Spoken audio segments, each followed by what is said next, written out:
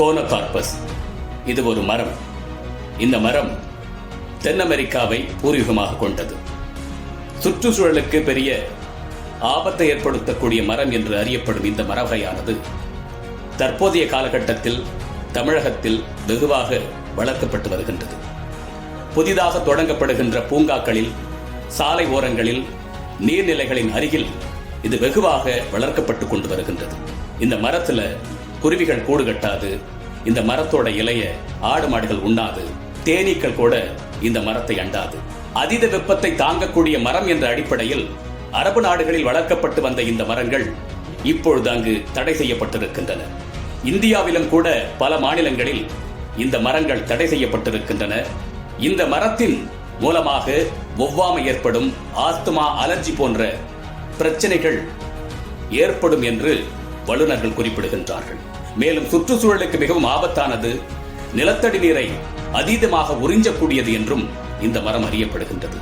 ஏன் இப்படிப்பட்ட மரங்களை நாம் வெளிநாட்டில் இருந்து தருவித்து இது போன்ற பிரச்சனைகளை விலைக்கு வாங்க வேண்டும்? ஒரு காலத்தில் இப்படிதான் கருவேல மரங்களை நாடு முழுவதும் பரப்பினோம்.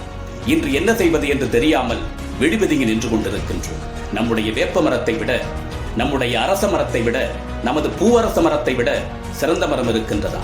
அது எவ்வளவு நன்மை பயக்கக்கூடியது, அது எவ்வளவு சுற்றுச்சூழலுக்கு உகந்தது, மனித ஆரோக்கியத்திற்கு உகந்தது. அவற்றையெல்லாம் விட்டுவிட்டு அழகிற்காக, ஆடம்பரத்திற்காக நாம் ஏன் இது போன்ற செயலை செய்ய வேண்டும்?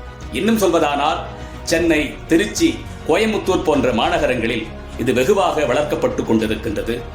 திருச்சி மாவட்டத்திலே இதை வளர்ப்பதை நிறுத்த வேண்டும், புதிதாக மரங்களை நடுவதை தடை செய்ய வேண்டும் என்ற நோக்கத்தோடு மாவட்ட ஆட்சியரை சந்தித்து இது குறித்து புகார் மனுவினை அளிக்கவிருக்கின்றோம். என் அன்பு தமிழ் சொந்தங்களே, இந்த உலகம் நம் கைகளில் மிக அழகாக கொடுக்கப்பட்டது நமது முன்னோர்களால். ஆனால் நாம் இன்று அதை தீரழித்துக் கொண்டிருக்கின்றோம். தக்கார் தகவலர் என்பது அவரவர் எச்சத்தால் காணப்படும் என்கின்றது வள்ளுவர். அந்த விதத்தில் நம்முடைய எதிர்கால தலைமுறையினருக்கு அறிவார்ந்த சமுதாயத்தை, ஆரோக்கியமான சமுதாயத்தை, அழகார்ந்த சமுதாயத்தை விட்டுச் செல்வோம். மற்றும் ஒரு பதிவில் சந்திப்போம். தமிழனாய் பிறந்தேன் என்ற பெருமையுடன் விஜய் சீதாராம்.